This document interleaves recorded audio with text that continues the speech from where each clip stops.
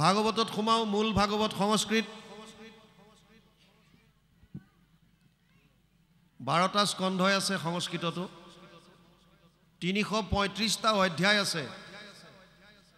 18,000 শ্লোক 5,96,000 শব্দ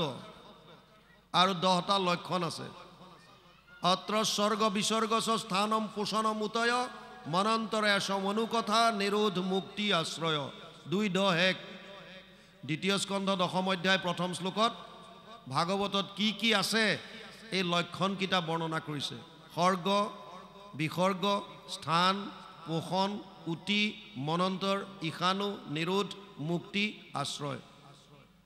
স্বৰ্গ মানে সৃষ্টি আমি যে ব্ৰহ্মাণ্ড দেখিছো কোটি কোটি ব্ৰহ্মাণ্ডৰ এটা অংশত আমি আছো এনেকুৱা কোটি কোটি ব্ৰহ্মাণ্ড আছে কোটি কোটি ব্ৰহ্মাণ্ডৰ হৰি অধিকাৰী আমি নামত গাই থাকো এই কোটি কোটি ব্ৰহ্মাণ্ড কেনেকৈ সৃজন হল এই যে জীৱৰাশিবিলাক কেনেকৈ সৃজন হল ইয়াৰ বিষয়ে জানিবলৈ তৃতীয় স্কন্ধ ভাগৱত অধ্যয়ন কৰিব লাগিব চতুৰ্থ স্কন্ধ বিসৰ্গ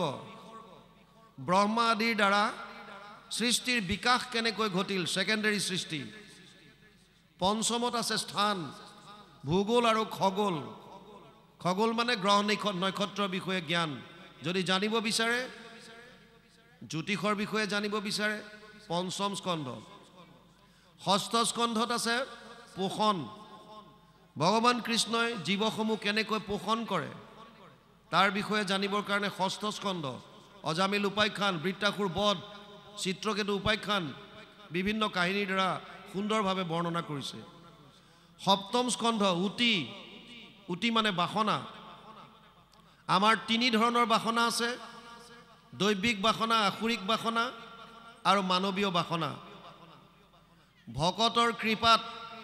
দৈবিক বাসনা মনত জাগ্ৰত হয় ভকতৰ আশীৰ্বাদত আমাৰ মনত দৈবিক বাসনাৰ জাগ্ৰত হয় সেয়া বুজাবৰ কাৰণে প্ৰহ্লাদৰ চৰিত্ৰ আনিছে মহন্তৰ কোপত আসুৰিক বাসনা উদ্ভৱ হয় তাৰ কাৰণে